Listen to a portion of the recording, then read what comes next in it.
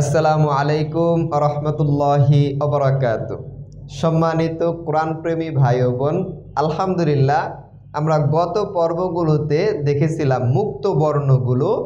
আমাদের আজকের পর্ব থেকে শুরু হবে হরুফের যুক্ত বর্ণগুলো।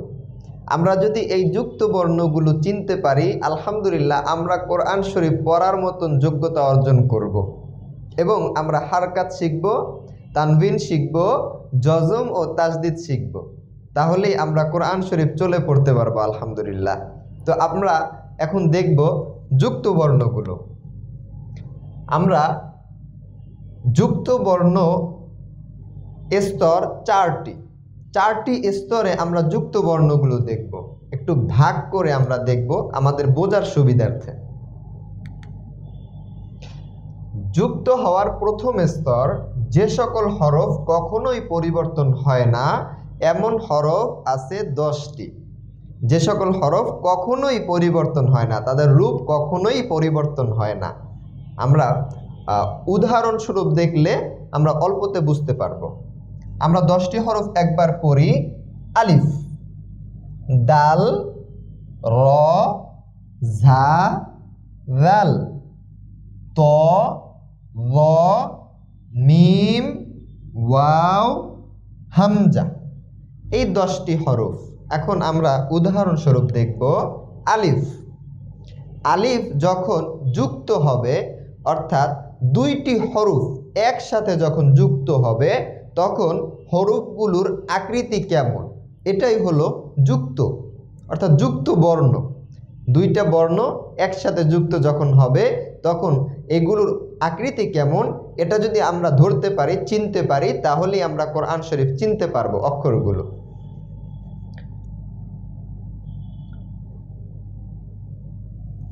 আলিফ যখন শুধু আলিফ থাকবে, একটি বর্ণ, তখন আলিফ আসবে ঠিক এইরকম, একটা দাগ আসবে।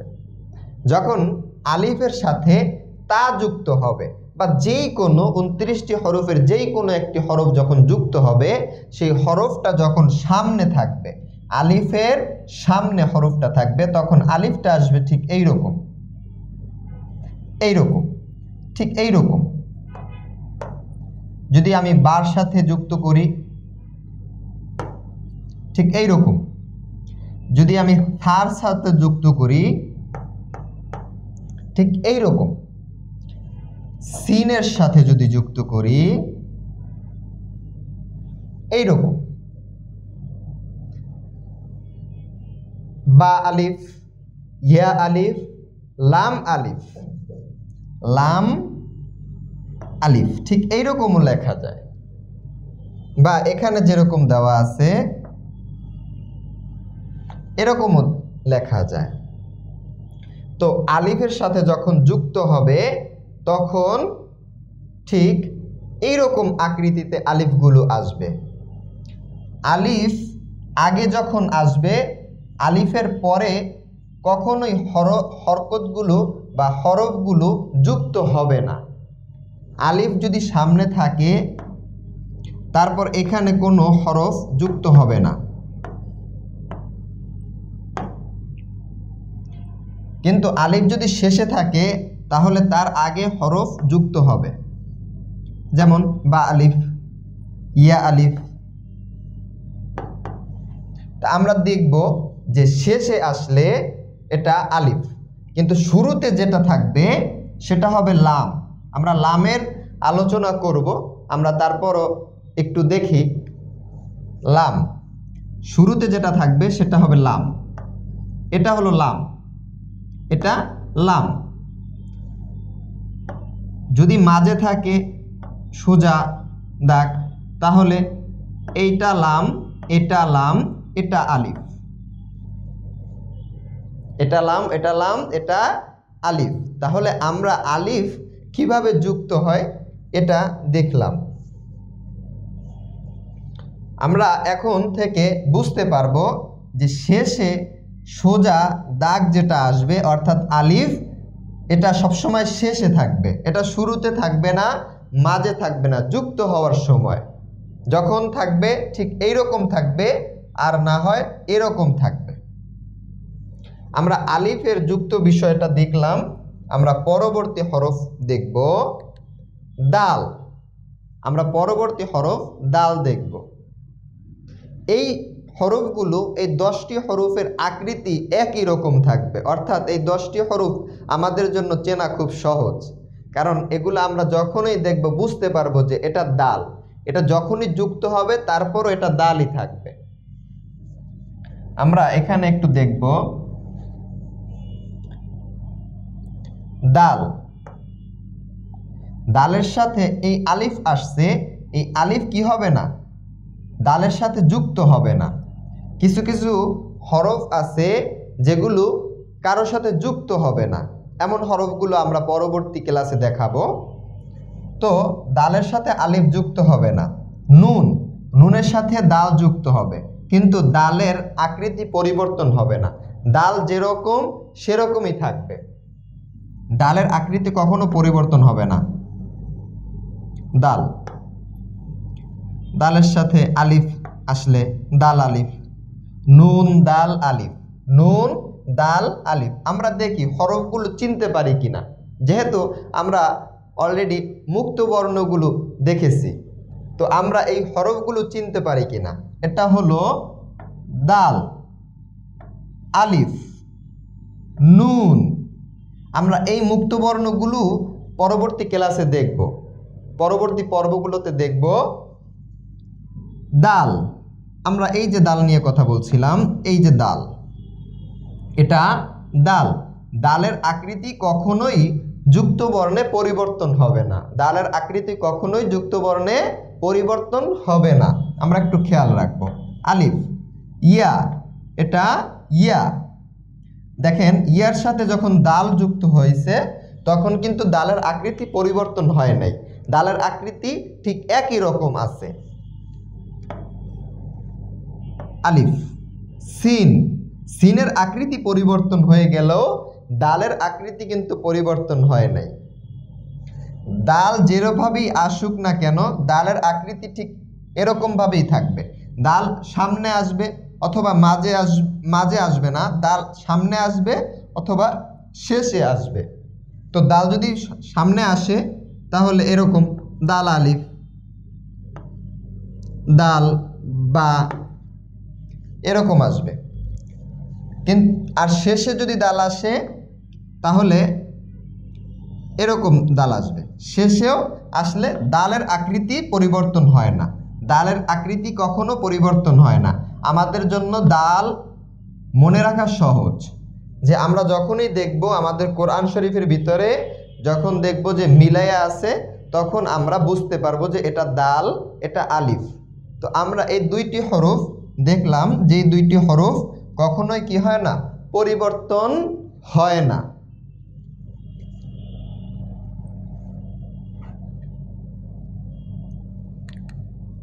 দাল, দালের মতন দালও একই অবস্থা, দালও কি হবে না, এর আকৃতি পরিবর্তন হবে না, যুক্ত বর্ণের ভিতরে তার আকৃতি ঠিক একই রকম থাকবে।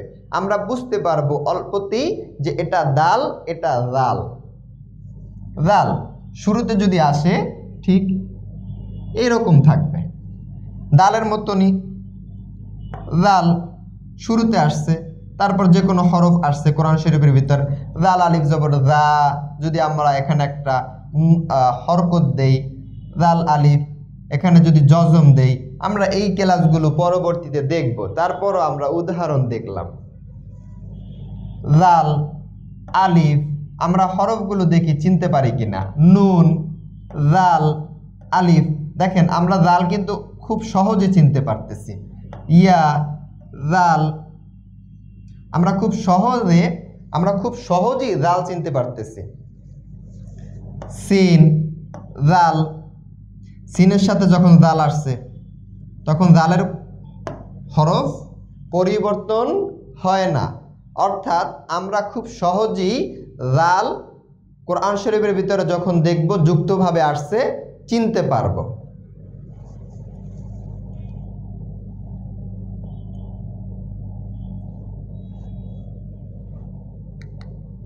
র, র কি, যখন যুক্ত হবে তখন তার আকৃতি পরিবর্তন হবে না, র এর মতনই থাকবে। এই অবস্থায় র মিলে পড়বে। র আমরা হরফগুলো চিনতে পারি কিনা? আমরা র মুক্ত বর্ণে যখন আমরা পড়েছি তখন আমরা রগুলো উচ্চারণ শিখেছি এবং র এর আকৃতিও শিখেছি। তো এই র লেখার সময় ঠিক এই রকম, রর সাথে যদি আলিফ আসে র আলিফ, নুনের সাথে যদি র আসে নুন র, রর আকৃতি ঠিক একই রকম আছে, অর্থাৎ আমাদের চিনতে কোনো অসুবিধা হওয়ার কথা না। লাম র, রর আকৃতি ঠিক একই রকম আছে। ইয়া র আকৃতি ঠিক একই রকম আছে, অর্থাৎ আমরা বুঝতে পারবো যখন র আসবে কোরআন শরীফের ভিতরে তখন তার আকৃতি কি হবে না, পরিবর্তন হবে না। এই হরফগুলো চিনতে পারা খুব সহজ। লাম র, ইয়া র, তাহলে আমরা এগুলো চিনতে পারবো।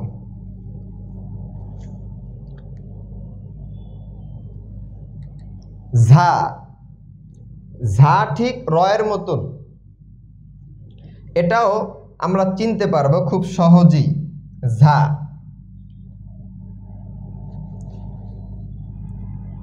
ঝা আলিফ, নুন ঝা, লাম ঝা, ইয়া ঝা, অর্থাৎ এই ঝার আকৃতি আমাদের কোরআন শরীফের যখন যুক্তবর্ণভাবে দেখব তখন এর আকৃতিগুলো পরিবর্তন হবে না, ঝায়ের মতনই থাকবে। এজন্য এই হরফগুলো আমরা চিনতে পারবো খুব সহজে। তও যখন যুক্তবর্ণ আকারে আসবে তখন কি হবে না, তয়ের আকৃতি পরিবর্তন হবে না, তয়ের আকৃতি তয়ের মতনই থাকবে।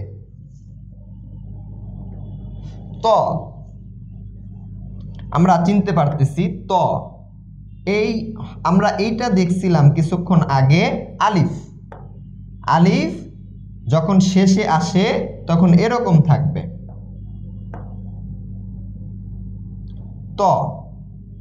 নুন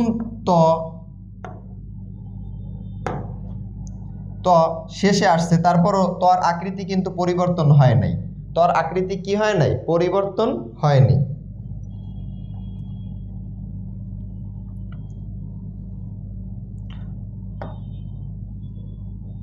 মিম ইয়া, অর্থাৎ যদি শুরুতেও আসে অথবা শেষে আসে যুক্তবর্ণের ভিতরে, কিন্তু তয়ের আকৃতি কখনোই কি হয় না, পরিবর্তন হয় না। এজন্য আমরা হরফ খুব সহজে চিনতে পারবো কোরআন শরীফের ভিতরে। ঠিক তয়ের মতনই আকৃতি কি হয় না, কোরআন শরীফে যখন আমরা মিলিয়ে পড়ব তখন আকৃতি পরিবর্তন হবে না। আমরা হরফগুলো চিনতে পারতেছি কিনা সব থেকে গুরুত্বপূর্ণ বিষয়। আমরা যদি হরফগুলো চিনতে পারি তাহলে আমরা হরকত, তানবিন এবং জজম ও তাসদিদ দিয়ে মিলিয়ে পড়তে পারবো। তাহলে আমরা কোরআন শরীফ চলার মতো মানে পড়ার মতন যোগ্যতা অর্জন করব। আলিফ, নুন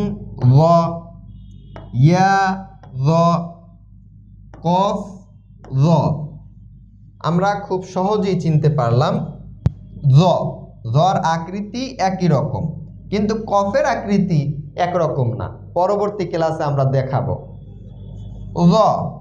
জর আকৃতি একই রকম। যুক্ত বর্ণ দুইটা হরফ বা দুইটা বর্ণ মিলে যুক্ত হয়, যুক্ত হওয়ার পরে কীরকমভাবে আসে কোরআন শরীফে এটাই আমরা দেখতেছি। যদি শুরুতে আসে, পরে যদি কোনো হরফ আসে তাহলে কীরকমভাবে হবে। জর আকৃতি কি হইতেছে না, পরিবর্তন হচ্ছে না। আলিফ আসছে, জর আকৃতি পরিবর্তন হচ্ছে না। নুনের পরে আসছে, কিন্তু জর আকৃতি কি হয় না, পরিবর্তন হয় না। তাহলে এই 10টি হরফ, এগুলোর আকৃতি কখনোই পরিবর্তন হবে না। মিম আমরা চিনতে পারবো, মিমের আকৃতিও পরিবর্তন হবে না। মিম খুব সহজে বুঝতে পারবো।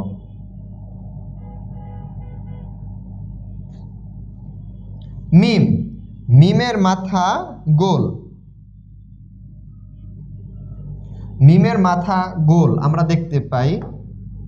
মিম, এখানেও মাথা গোল, আমরা বুঝতে পারবো মিম। মিম, মিমের সাথে যখন যুক্ত বর্ণ দুইটা বর্ণ একসাথে হবে তখন মিম আলিফ। মিম আলিফ, আমরা বুঝতে পারবো মিমের মাথা গোল থাকাতে এটা মিম, এই হরফের নাম মিম। মিম তা, মিম তা, অর্থাৎ এখানেও মিমের মাথা গোল, আমরা বুঝতে পারবো মাথা গোল থাকা অবস্থায় এটা মিম হবে। নুন মিম, যদি মিম শেষে আসে ঠিক এইরকম হবে। মিম মিম মিম, আমরা তিনটা মিম নিয়ে আসছি, অর্থাৎ মিম যেরকমই থাকুক না কেন আমরা যেন চিনতে পারি। মিম শুরুতে থাকলে মাথা গোল থাকবে, মাঝে থাকলে মাথা গোল থাকবে এবং শেষে থাকলেও মাথা গোল থাকবে। আমরা চিনতে পারবো মাথা গোল, এটা হলো মিম। মিম মিম, আমরা এরকমভাবে মনে রাখবো যে যুক্ত বর্ণের ভিতরে যদি মিম আসে তাহলে আমরা বুঝতে পারবো এটা মিম, অর্থাৎ মাথা গোল আছে। এরকম লেখা যায়, মিম ঠিক এরকম ভাবে আসবে, মিম এরকম ভাবে আসবে। ওয়াও, ওয়াও আমরা খুব সহজে চিনতে পারবো, কারণ ওয়াওর আকৃতিও ঠিক একই রকম। ওয়াও কখনো আকৃতি পরিবর্তন করে না।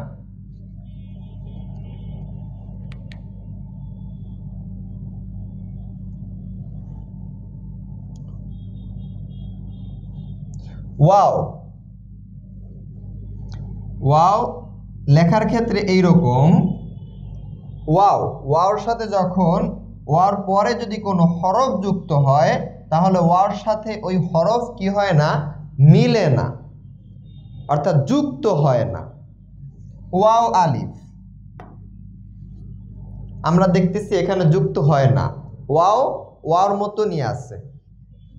মিম ওয়াও, অর্থাৎ ওয়াওর আগে যদি কোনো হরফ থাকে তাহলে ওয়াওর সাথে মিলে, ওয়াওর সাথে মিলে। যেমন মিম ওয়াও, আমরা একটু আগে মিম দেখছি, এখানে মাথা গোল আসছে আর ওয়াওর মাথা গোল, কিন্তু ওয়াও কখনো কি হয় না, ওয়াওর যে একটা লেজের মতন আছে এটা থাকবেই, অর্থাৎ ওয়াও ওয়াওর মতনই থাকবে, আমরা এই হিসাবে বুঝতে পারবো এটা ওয়াও। ওয়াও সবসময় এরকম থাকবে, তার আগে যদি হরফ যুক্ত হয়, হরফ যুক্ত হইতে পারে কিন্তু ওয়াওর আকৃতি কখনোই পরিবর্তন হবে না, আমরা এই জন্য বুঝতে পারবো এটা ওয়াও, এই হরফটা আমরা বুঝতে পারবো। আইন ওয়াও, আইন যুক্ত হয় ওয়াওর সাথে, তখন আইনের আকৃতি পরিবর্তন হলেও ওয়াওর আকৃতি কিন্তু পরিবর্তন হয় না। তো আমরা ওয়াও চিনতে পারলাম।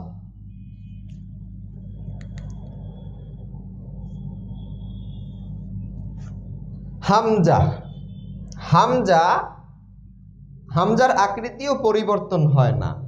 কোরআন শরীফের ভিতরে বেশ কয়েক জায়গায় হামজা আছে, আমরা কোরআন শরীফে যখন দেখব তখন বুঝতে পারবো যে হামজা সবসময়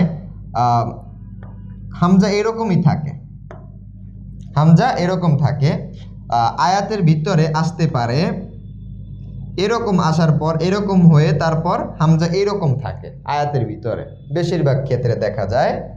তারপর হামজা কখনো কি হয় না, পরিবর্তন হয় না।